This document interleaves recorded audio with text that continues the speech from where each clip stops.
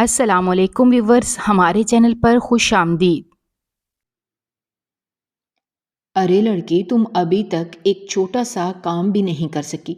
کتنی دیر پہلے میں نے تمہیں کہا تھا کہ مجھے یہ کپڑے استری کر کے دے دو۔ اگر نہیں ہوتا تو مجھے بتا دیا کرو، میں خود ہی کر لوں گی۔ سوچا تھا گھر میں بہو آئے گی تو مجھے تھوڑا آرام ملے گا، لیکن نہیں، سکون تو جیسے میری زندگی سے بالکل ہی ختم ہو گیا ہے۔ تمہاری اپنے بیٹے سے شادی کروا کر میں نے بہت بڑی غلطی کی ہے۔ میرے ہونہار بیٹے کو کوئی لڑکیوں کی کمی نہیں تھی۔ پتہ نہیں میری عقل کہاں سو گئی تھی جو تمہیں اپنی بہو بنا کر لے آئی۔ وہ مسلسل اونچی آواز میں اسے سنانے کے لیے بول رہی تھی، جبکہ وہ ان کی باتوں پر توجہ نہ دیتے ہوئے جلدی جلدی کپڑے استری کرنے میں مصروف تھی۔ جانتی تھی کہ اگر اس نے انہیں کچھ کہا تو وہ ایک کی دو لگا کر اپنے بیٹے کو بتائیں گی۔ وہ نہیں چاہتی تھی کہ پردیس میں بیٹھا اس کا شوہر پریشان ہو۔ کپڑوں کا ڈھیر استری کرنے کے بعد وہ تیزی سے کچن کی طرف چلی گئی۔ اب اسے دوپہر کا کھانا بھی بنانا تھا۔ وہ پورا دن اسی طرح گھن چکر بنی کاموں میں مصروف رہتی تھی، لیکن پھر بھی اس کی ساس کو ہمیشہ اس سے شکایت رہتی تھی۔ اس کے ہر کام میں کیڑے نکالنا ان کا پسندیدہ مشغلہ تھا۔ وہ اپنے شوہر کی وجہ سے ان کی فضول کی باتیں سن لیتی تھی، کیونکہ وہ نہیں چاہتی تھی کہ اس کا شوہر پردیس میں بیٹھا پریشان ہو، کیونکہ اس کی ساس چھوٹی چھوٹی باتوں کو بھی بڑھا چڑھا کر اپنے بیٹے کو بتاتی تھی، جس کے بعد وہ فوراً ہی اسے کال کر کے اس سے باز پرس کرتا تھا، اور وہ بیچاری اپنی صفائی میں کچھ کہہ بھی نہیں پاتی تھی۔ ابھی بھی وہ تیزی سے ہاتھ چلاتے ہوئے کھانا پکا رہی تھی، جبکہ اس کی دونوں نندیں باہر بیٹھی ٹی وی دیکھنے میں مصروف تھیں۔ وہ سارا دن گھر میں فارغ ہی بیٹھی رہتی تھی۔ کسی بھی کام کو ہاتھ لگانا وہ اپنی شان کے خلاف سمجھتی تھی۔ کھانا پکانے کے بعد وہ تھوڑی دیر آرام کرنے کے لیے کمرے میں چلی گئی۔ ایسا موقع اسے بہت کم ہی نصیب ہوتا تھا۔ سارا دن گھر کے کاموں میں مصروف ہو کر وہ خود کو بالکل ہی بھول چکی تھی۔ اس کی خیر خبر رکھنے والا کوئی بھی نہیں تھا۔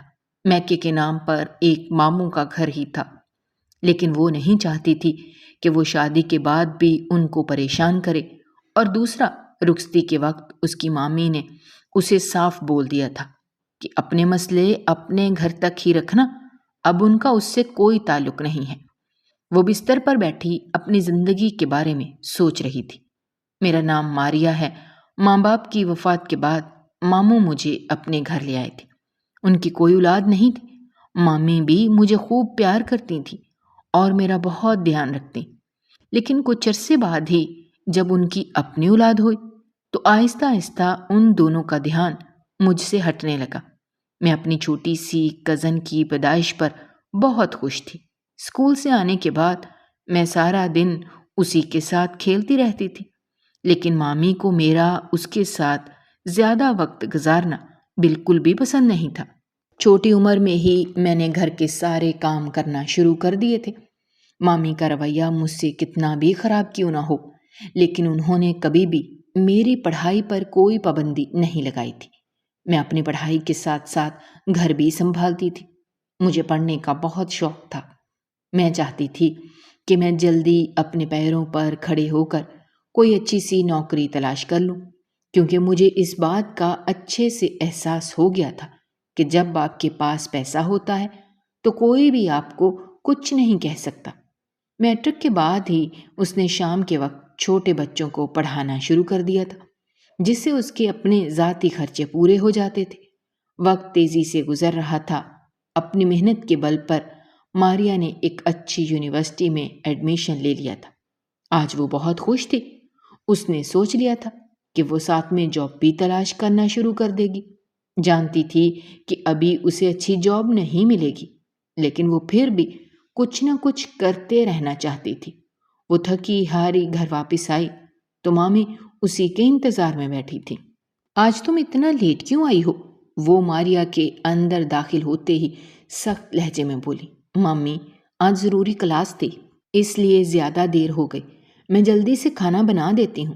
سوچ رہی ہوں کہ آئندہ صبح ہی کھانا بنا کر جایا کروں، ورنہ آپ کو پریشانی اٹھانی پڑتی ہے۔ وہ ان کو بولتے ہوئے تیزی سے کچن کی طرف بڑھ گئی۔ وہ اتنے سالوں میں ان کے مزاج کو بہت اچھے سے سمجھ گئی تھی۔ اگر کوئی کام انہیں وقت پر نہیں ملتا تو وہ کافی غصہ ہوتی تھیں۔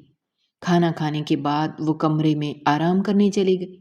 شام کو ٹیوشن کے بچوں نے بھی آنا تھا۔ اب اس کے پاس بچوں کی تعداد کافی بڑھ گئی تھی، لیکن اس نے سوچ لیا تھا کہ نوکری ملتے ہی وہ ان سب کو پڑھانا چھوڑ دے گی۔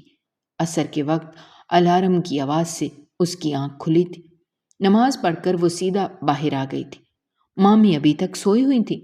اپنے اور ہانیہ کے لیے وہ چائے بنا کر باہر آئی تو وہ ٹی وی دیکھنے میں مصروف تھی۔ ہانیہ 9 کلاس میں تھی۔ پڑھنے کا اسے کچھ خاص شوق نہیں تھا، لیکن ماریا زبردستی ہی اسے پڑھاتی تھی۔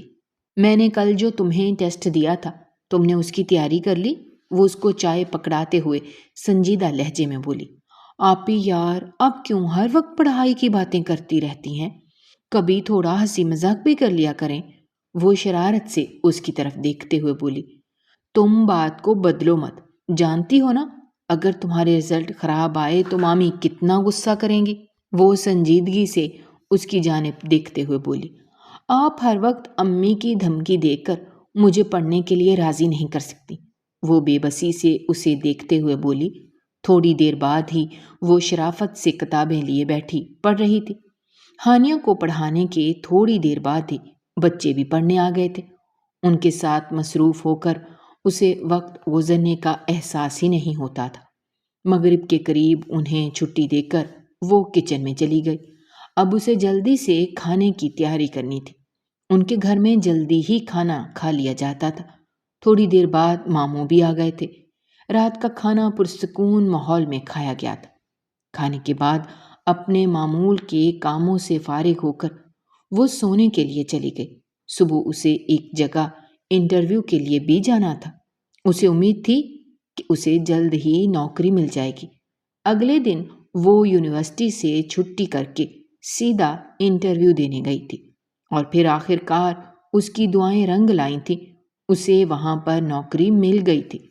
بے شک وہ لوگ اسے تنخواہ اچھی نہیں دے رہے تھے، لیکن وہ اس بات پر ہی خوش تھی کہ کم از کم اسے نوکری تو ملی۔ اگلے دن سے ہی اس نے کام پر جانا شروع کر دیا تھا۔ صبح میں یونیورسٹی کے بعد وہ سیدھا وہیں سے آفس چلی جاتی تھی۔ اس کی واپسی شام کے وقت ہوتی تھی۔ مامی کو اس کا نوکری کرنا بالکل بھی پسند نہیں آیا تھا، لیکن ماریا نے زندگی میں پہلی بار ان کی بات نہیں سنی تھی۔ آفس میں وہ کسی سے بھی زیادہ بات چیت نہیں کرتی تھی۔ اس کا رویہ دیکھ کر ہر کوئی اسے مغرور سمجھتا تھا، لیکن وہ ان لوگوں کی ہر بات نظر انداز کر دیتی۔ اس کی خوبصورتی کو دیکھتے ہوئے ایک دو لڑکوں نے اسے دوستی کی آفر بھی کی تھی، جنہیں وہ سختی سے جھڑک چکی تھی۔ اس کے بعد کسی کی بھی ہمت دوبارہ اس سے اس طرح بات کرنے کی نہیں ہوئی تھی۔ آج وہ تھکی ہاری آفس سے واپس آئی تو مامی نے اسے سیدھا اپنے کمرے میں بلا لیا۔ بیٹھو یہاں پر، مجھے تم سے کوئی ضروری بات کرنی ہے۔ اب جب کہ تمہاری پڑھائی ختم ہونے والی ہے تو میں چاہتی ہوں کہ جلدی تمہاری شادی کر دوں۔ لڑکیوں کی شادی وقت پر ہو جائے تو اچھی بات ہوتی ہے، اور ہاں، تمہیں یہ نوکری بھی چھوڑنی پڑے گی، اور میں امید کرتی ہوں کہ میرے کسی بھی فیصلے سے تمہیں کوئی اعتراض نہیں ہوگا۔ میں نے کبھی بھی تم پر کسی بات کے لیے پابندی نہیں لگائی۔ وہ اس کی جانب دیکھتے ہوئے سنجیدگی سے کہہ رہی تھی۔ اب جاؤ، جلدی سے گھر کے کام نپٹاؤ۔ ان کا جانے کا اشارہ پاتے ہی وہ فوراً سے وہاں سے اٹھ کر اپنے کمرے میں آ گئی۔ اسے سمجھ نہیں آ رہا تھا کہ وہ کیسے انکار کرے، لیکن ان کی باتیں اسے ٹھیک بھی لگ رہی تھیں۔ انہوں نے کبھی بھی اس پر کوئی پابندی نہیں لگائی تھی۔ ہاں، وہ کافی سخت تھیں، لیکن ماریا کو انہوں نے ہر چیز میں آزادی دی تھی۔ اب شاید ان کا احسان چکانے کا وقت آ گیا تھا۔ وہ لمحوں میں فیصلہ کرتے ہوئے مطمئن ہو گئی تھی۔ وہ ایسے ہی تھی، زیادہ دیر تک کسی چیز کو سر پر سوار نہیں کرتی تھی۔ اسے اس بات پر پورا یقین تھا کہ جو اس کے حق میں بہتر ہوگا وہی اسے ملے گا۔ اسے اپنے رب پر پورا بھروسہ تھا۔ اس نے سوچ لیا تھا کہ پیپروں کے فوراً بعد ہی وہ نوکری بھی چھوڑ دے گی۔ پیپر شروع ہوئے تو وہ کچھ زیادہ ہی مصروف ہو گئی تھی۔ یہ اس کا آخری سال تھا۔ وہ چاہتی تھی کہ وہ اچھے طریقے سے اپنے پیپر دے۔ اس دن کے بعد سے مامی نے دوبارہ اس بارے میں بات نہیں کی تھی۔ موسم صبح سے ہی کافی خوشگوار تھا۔ اچانک گرمی کے بعد اتنا خوبصورت موسم دیکھ کر اس کا موڈ کافی خوشگوار ہو گیا تھا۔ آج اس کا آخری پیپر تھا۔ وہ یونیورسٹی سے باہر نکلی تو چاروں طرف کالے بادل چھائے ہوئے تھے۔ وہ وہیں سے رکشہ لے کر سیدھا آفس کے لیے نکل گئی۔ آج اسے اپنا استعفیٰ بھی دینا تھا، جس وجہ سے اس کا جانا ضروری تھا۔ اپنی نوکری چھوڑنے کی اطلاع وہ 1 مہینہ پہلے ہی دے چکی تھی۔ آفس سے ضروری کام نپٹا کر وہ باہر نکلی تو تیز بارش ہو رہی تھی۔ بس سٹاپ سنسان پڑا تھا۔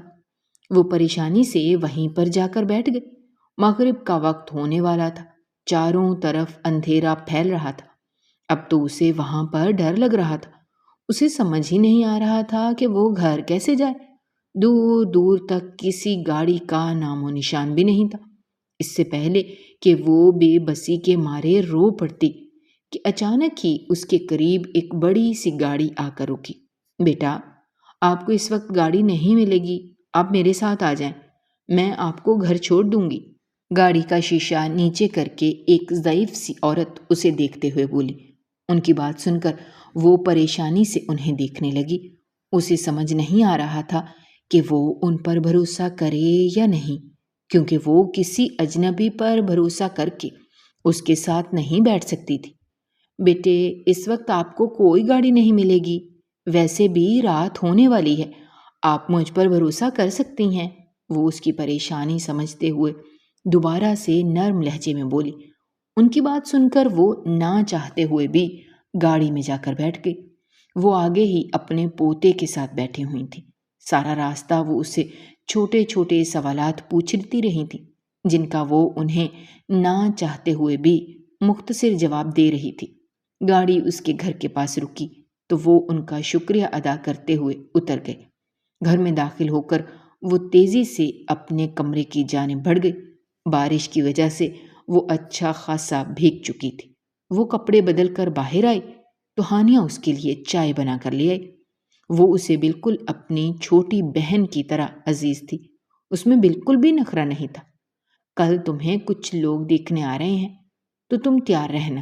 ناشتہ کرنے کے بعد وہ برتن اٹھا ہی رہی تھی کہ مامی نے اسے بتا کر اپنے کمرے کی جانب بڑھ گئی، جبکہ ان کی بات سن کر وہ وہیں پر کھڑی رہ گئی۔ اس نے نہیں سوچا تھا کہ وہ اتنی جلدی اس کا رشتہ طے کر دیں گی۔ اگلے دن ان کی ہدایت کے مطابق وہ تیار ہو کر ڈرائنگ روم میں آ گئی۔ سامنے ہی ایک عورت 2 لڑکیوں کے ساتھ بیٹھی ہوئی تھی۔ یقیناً وہ ان کی بیٹیاں تھیں۔ تھوڑی دیر بعد وہاں بیٹھنے کے بعد وہ مامی کے اشارے پر اندر چلی گئی تھی۔ اسے سب کچھ کافی عجیب لگ رہا تھا۔ وہ اتنی جلدی شادی نہیں کرنا چاہتی تھی، لیکن وہ یہ بات جانتی تھی کہ مامی اس کی ایک بھی نہیں سنے گی۔ رات کو ہی انہوں نے اسے اس کا رشتہ پکا ہونے کی اطلاع دی تھی۔ شادی 2 ہفتے بعد ہی تھی۔ اس نے ایک بار بھی اپنے ہونے والے شوہر کو نہیں دیکھا تھا، لیکن جیسے جیسے شادی کے دن قریب آ رہے تھے اس کا خوف بڑھ رہا تھا۔ وہ اپنے مستقبل کو لے کر کافی پریشان تھی۔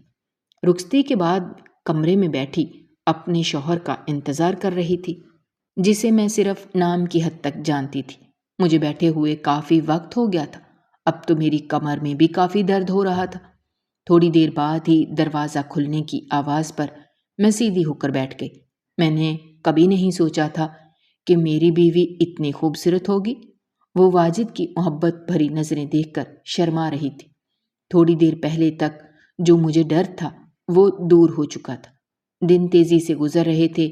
میری شادی کو 1 مہینہ ہو گیا تھا اور واجد نوکری کے سلسلے میں اپنے ایک دوست کی مدد سے دبئی جا رہا تھا۔ یہاں پر اس نے نوکری تلاش کرنے کی بہت کوشش کی تھی، لیکن اب وہ مایوس ہو چکا تھا اور پھر ایک دوست کے مشورہ دینے پر وہ دبئی جانے کی تیاری کرنے لگا۔ یار، میں تم سے وعدہ کرتا ہوں، دبئی جاتے ہی اپنے بہنوں کی شادی کرواؤں گا اور اس کے بعد تمہیں بھی وہیں پر بلوا لوں گا۔ بس تم گھر والوں کا اچھے سے خیال رکھنا، میری ماں کو کوئی بھی شکایت نہیں ہونی چاہیے۔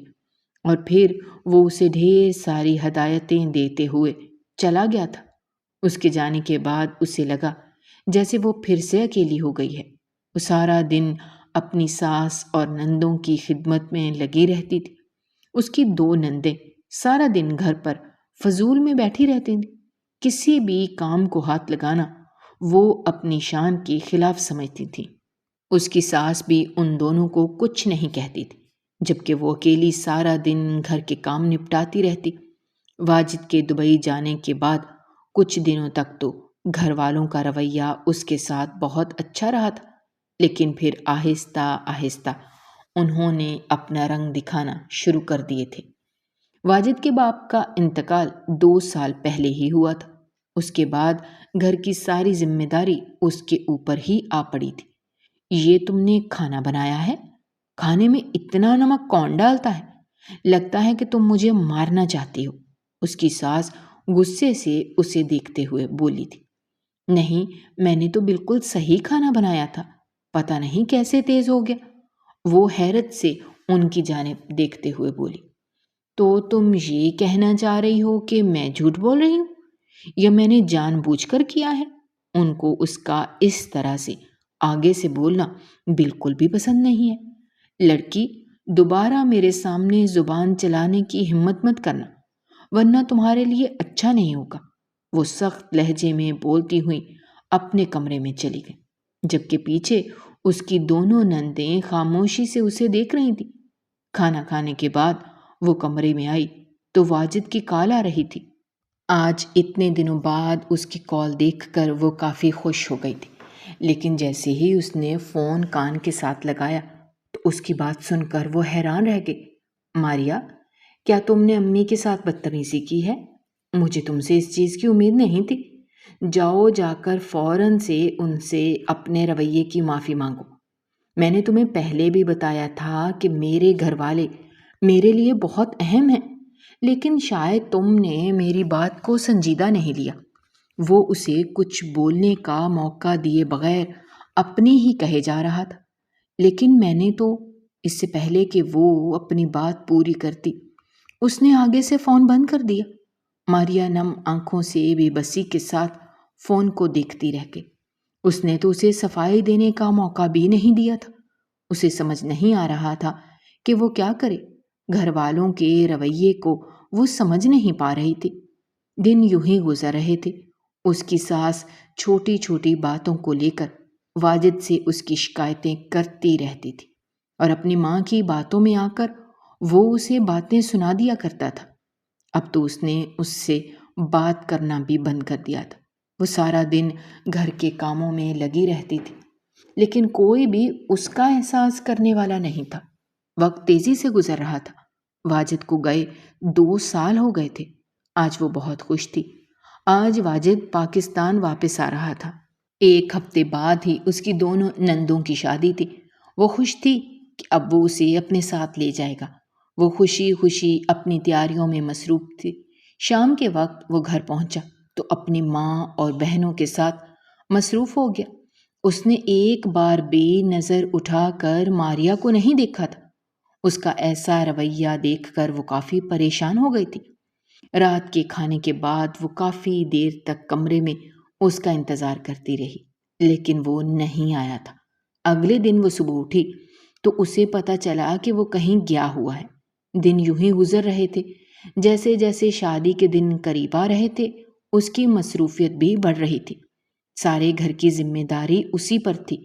وہ جب بھی واجد سے بات کرنے کی کوشش کرتی تو وہ اسے نظر انداز کر دیتا۔ اس کا ایسا رویہ اسے اندر ہی اندر کھا رہا تھا، اور پھر اپنی بہنوں کی شادی کر کے وہ 1 ہفتے کے اندر اندر بغیر اس سے ملے واپس چلا گیا تھا۔ اس کے واپس جانے کی خبر بھی اسے کسی اور سے ملی تھی۔ واجد کا اس طرح کا رویہ دیکھ کر اس کے دل کے سارے احساس ختم ہو رہے تھے۔ اب تو وہ نہ ہی اس کی کال کا انتظار کرتی اور نہ ہی اس کے جلدی آنے کی دعائیں مانگتی تھی۔ اسے لگتا تھا کہ جیسے وہ ایک روبوٹ کی طرح زندگی گزار رہی ہے۔ وہ سارا دن اپنی ساس کی خدمت میں مصروف رہتی تھی۔ وہ جان بوجھ کے اسے نہ جانے کون کون سے کام نکال کے ان میں مصروف رکھتی تھی۔ اسے تکلیف دے کر انہیں پتہ نہیں کون سا سکون ملتا تھا۔ ماریا کو تو کبھی کبھی ان کی حرکتوں پر حیرت ہوتی تھی۔ اسے سمجھ نہیں آتا تھا کہ وہ ایسی کیوں ہیں۔ ہر ہفتے ہی اس کی دونوں نندیں اپنے میکے آتی تھیں۔ وہ بغیر کچھ کہے ان کی خدمتوں میں مصروف رہتی، دوسروں کے کاموں میں مصروف رہ کر خود کو وہ بالکل ہی بھول چکی تھی۔ اسے تو شاید یہ بھی یاد نہیں تھا کہ آخری بار اس نے آئینے میں اپنی شکل کب دیکھی تھی۔ اسے دیکھ کر کہیں سے بھی نہیں لگتا تھا کہ وہ ایک جوان لڑکی ہے۔ شادی کے بعد سے وہ ایک بار بھی اپنے مائکے نہیں گئی تھی۔ رخصتی کے وقت اس کی مامی نے اسے صاف بول دیا تھا کہ اب دوبارہ یہاں آنے کی ضرورت نہیں ہے۔ سارا دن اکیلے رہ کر اسے لگتا تھا کہ جیسے وہ پاگل ہو رہی ہے۔ کئی بار تو اس نے سوچا کہ وہ کہیں پر جاب شروع کر دے، لیکن جانتی تھی کہ اس کی ساس یہ بالکل بھی برداشت نہیں کریں گی۔ وہ صبح سے ہی کچن میں کام میں مصروف تھی۔ آج اس کی بڑی نند اپنے میکے آ رہی تھی۔ پچھلے ہفتے ہی اس کا بیٹا ہوا تھا۔ اپنی ساس کی ہدایت پر وہ اس کے لیے پرہیزی کھانا بنا رہی تھی۔ پچھلے 2 دنوں سے اسے ہلکا ہلکا سا بخار تھا جو آہستہ آہستہ تیز ہو رہا تھا، لیکن وہ جانتی تھی کہ کسی کو بھی اس بات سے کوئی فرق نہیں پڑتا۔ ان لوگوں کو بس اپنا ہر کام وقت پر چاہیے ہوتا تھا۔ ابھی بھی وہ چکراتے سر کے ساتھ کھانا بنا رہی تھی۔ اس کی ساس کچن میں داخل ہوئی۔ لڑکی، تیز تیز ہاتھ چلاؤ، کیا تمہارے اندر جان نہیں ہے؟ تھوڑی دیر میں ہی میری بیٹی پہنچ رہی ہے، تم اس کے سامنے بالکل بھی مت آنا۔ میں نہیں چاہتی کہ تمہارا منحوس سایہ بھی اس کی اولاد پر پڑے۔ خود تو تم میرے بیٹے کو اولاد کی خوشی نہیں دے سکی۔ میرا معصوم بیٹا کچھ کہتا نہیں ہے، لیکن میں جانتی ہوں اس کی کتنی خواہش ہے۔ سوچ رہی ہوں اس بار آتا ہے تو اس کی دوسری شادی کروا دیتی ہوں، کیونکہ تم سے اولاد کی امید رکھنا ہی فالتو ہے۔ وہ لمحوں میں اس کی شخصیت کی دھجیاں اڑاتی کچن سے چلی گئی تھی۔ پیچھے وہ بمشکل خود کو سنبھالتی اپنے کام میں لگی رہی۔ اب وہ انہیں کسی بھی بات کا جواب نہیں دیتی تھی۔ ان کی بات سن کر وہ بحری بن جاتی تھی۔ کچھ لوگ کبھی بھی نہیں سدھر سکتے، وہ بھی انہی میں سے ایک تھی۔ پتہ نہیں دوسروں کو تکلیف دے کر انہیں کیا ملتا تھا۔ ماریا کو اتنے سالوں بعد بھی یہ بات سمجھ نہیں آئی تھی۔ وہ ان کی فالتو باتوں کو دماغ سے نکالتے ہوئے دوبارہ سے اپنے کام میں مصروف ہو گئی۔ وہ اپنی نند کے آنے سے پہلے کام ختم کرنا چاہتی تھی، ورنہ اسے اندازہ تھا کہ اس کو دیکھتے ہی وہ کوئی نہ کوئی ہنگامہ شروع کر دے گی۔ وہ دونوں بالکل اپنی ماں پر گئی تھیں۔ چھوٹی چھوٹی باتوں پر فساد کرنا ان تینوں کا شاید پسندیدہ مشغلہ تھا۔ کچن کے کام ختم کر کے وہ اپنے کمرے میں دروازہ بند کر کے بیٹھ گئی تھی۔ وقت تیزی سے گزر رہا تھا۔ واجد کو گئے ہوئے 4 سال ہو گئے تھے۔ اس دوران اس نے ایک بار بھی پلٹ کر ماریا کی خبر نہیں لی تھی۔ سردیوں کے دن تھے، آج وہ تھوڑا لیٹ اٹھی تھی۔ منہ ہاتھ دھو کر وہ کمرے سے باہر آئی تو سارے گھر میں سناٹا چھایا ہوا تھا۔ شاید اس کی ساس کہیں گئی ہوئی تھی۔ ناشتہ کرنے کے بعد وہ آرام سے سارے گھر کے کام کاج کر کے لاؤنج میں آ کر بیٹھ گئی۔ آج اتنے عرصے بعد اسے تھوڑا سکون ملا تھا۔ یہ موقع اسے بہت کم ہی ملتا تھا، لیکن جب بھی ملتا وہ اس کا بھرپور فائدہ اٹھاتی تھی۔ ابھی بھی وہ ٹی وی پر اپنا پسندیدہ ڈرامہ دیکھ رہی تھی کہ فون کی آواز سن کر ایک دم ڈر گئی۔ کال اٹینڈ کر کے اس نے جیسے ہی فون کان سے لگایا تو واجد کی آواز سن کر حیران رہ گئی۔ آج اتنے سالوں بعد اس نے اسے کال کی تھی۔ اسے تو اس بات پر یقین ہی نہیں آ رہا تھا۔ کیسی ہو تم؟ آج اتنے عرصے بعد تم سے بات ہو رہی ہے، کیا تمہیں میری یاد نہیں آتی؟ وہ اس سے شکوہ کرتے ہوئے بولا۔ ماریا نہ چاہتے ہوئے بھی خاموشی سے اس کی باتیں سن رہی تھی۔ کیا تم کچھ نہیں کہو گی؟ میں چاہتا ہوں کہ اب تم میرے پاس آ جاؤ، میں یہاں پر اور اکیلے نہیں رہ سکتا۔ اس کی پریشان آواز سن کر وہ بھی پریشان ہو گئی تھی۔ کیا ہوا؟ سب ٹھیک تو ہے نا؟ کوئی مسئلہ ہو گیا ہے کیا؟ وہ جو اس سے بات نہ کرنے کا سوچے بیٹھی تھی، اس کی بات سن کر پریشان ہو گئی۔ دیکھو، بس تم جلدی سے یہاں پر آ جاؤ، میں تمہارا انتظار کروں گا۔ آخری بات کہتے ہوئے وہ فون بند کر گیا۔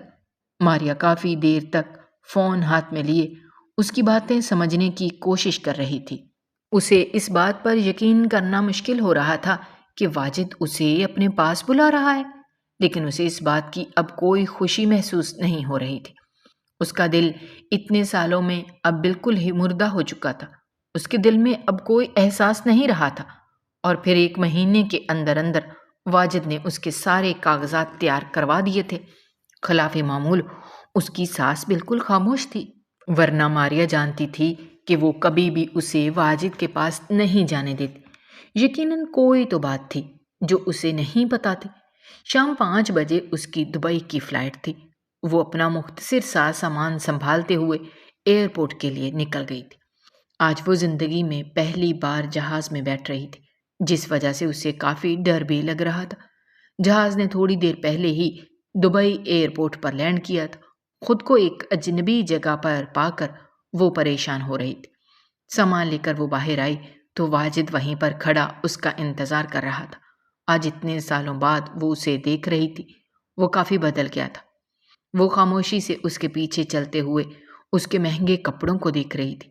دوسری نظر اس نے اپنے بوسیدہ کپڑوں پر ڈالی جنہیں وہ سالوں سے استعمال کر رہی تھی۔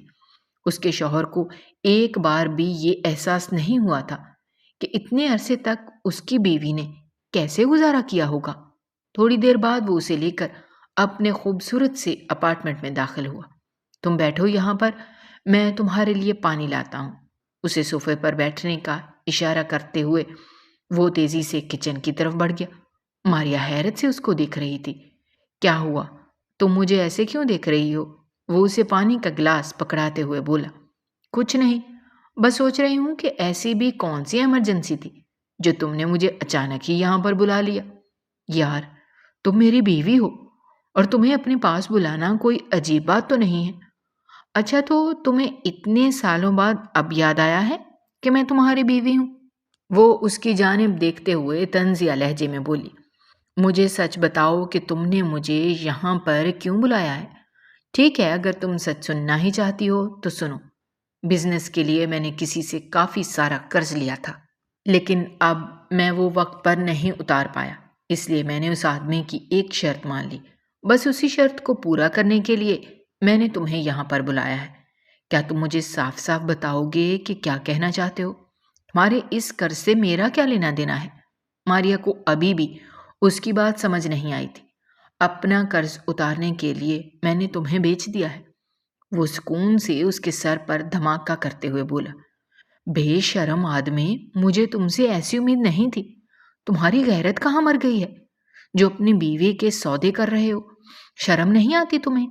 ایک بات یاد رکھنا، میں کبھی بھی تمہاری فضول حرکتوں میں تمہارا ساتھ نہیں دوں گی۔ اس کی فضول بات سن کر وہ غصے سے چیختے ہوئے بولی۔ اس نے کبھی بھی نہیں سوچا تھا کہ وہ اتنا بے غیرت ہوگا کہ پیسوں کے لیے اپنی ہی بیوی کا سودا کر دے گا۔ زیادہ چلاؤ مت، تم میرے گھر پر کھڑی ہو، اپنی آواز نیچے رکھو ورنہ تمہارے لیے اچھا نہیں ہوگا۔ وہ اسے بازو سے پکڑ کر کھینچتے ہوئے زبردستی اندر کمرے میں لے گیا۔ بے غیرت انسان، میرا ہاتھ چھوڑو۔ تمہاری ہمت بھی کیسے ہوئی مجھے ہاتھ لگانے کی؟ وہ اپنا بازو چھڑانے کی ہر ممکن کوشش کر رہی تھی، لیکن اس نازک لڑکی کی ساری کوششیں بیکار گئیں۔ واجد اسے زبردستی کھینچتے ہوئے کمرے میں داخل ہوا۔ ماریا دل ہی دل میں دعا کر رہی تھی کہ کاش یہ دن دیکھنے سے پہلے اسے موت آ جاتی۔ اگر تم یہاں سے باہر نکلی تو میں تمہیں چھوڑوں گا نہیں، وہ غصے سے اسے دھکا دیتے ہوئے بولا۔ اور ہاں، شام تک طلاق کے پیپرز بھی تیار ہو جائیں گے۔ اماں صحیح کہتی ہیں، تم نے مجھے کبھی بھی سکون نہیں دیا۔ طلاق کی بات سن کر بھی ماریا نے کوئی ری ایکشن نہیں دیا تھا۔ واجد باہر سے دروازہ بند کرتے ہوئے چلا گیا تھا۔ وہ خاموشی سے کمرے میں بیٹھی سوچ رہی تھی کہ اس مصیبت سے اپنی جان کیسے چھڑائی جائے۔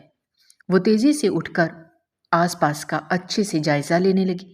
اس کی نظر بالکنی میں پڑی تو وہ تیزی سے اس طرف بڑھ گئی۔ واجد کا اپارٹمنٹ دوسری منزل پر تھا۔ وہ یہاں سے بھاگنے کی کوشش کر سکتی تھی، لیکن اس میں کافی خطرہ بھی تھا۔ چھوٹی سی بھی غلطی اس کی جان لے سکتی تھی، لیکن ماریا کے لیے اپنی جان سے زیادہ عزت ضروری تھی۔ آس پاس کا اچھے سے جائزہ لینے کے بعد وہ واپس خاموشی سے آ کر کمرے میں بیٹھ گئی۔ تھوڑی دیر بعد ہی واجد اس کا سامان لے کر اندر داخل ہوا۔ میں تمہیں پھر بتا رہا ہوں کہ کوئی بھی چالاکی مت کرنا، ورنہ نتیجے کی ذمہ دار تم خود ہوگی۔ وہ باہر جاتے ہوئے اسے دھمکانا نہیں بھولا تھا۔ اس کے جانے کے بعد وہ اپنے بیگ سے آرام دہ سوٹ لے کر واش روم میں چلی گئی۔ فریش ہو کر باہر آئی تو ٹیبل پر کھانا رکھا ہوا تھا، جو یقیناً وہی رکھ کر گیا تھا۔ کھانا کھانے کے بعد وہ سونے کے لیے لیٹ گئی۔ سفر کی وجہ سے وہ کافی تھک چکی تھی۔ اسے محسوس ہو گیا تھا کہ واجد اس وقت گھر پر نہیں ہے، لیکن اس کا ارادہ رات کے وقت بھاگنے کا تھا۔ وہ اپنے دماغ میں مختلف قسم کے منصوبے بناتے ہوئے نیند کی وادیوں میں گم ہو گئی۔ دوبارہ اس کی آنکھ واجد کے اٹھانے پر ہی کھلی تھی۔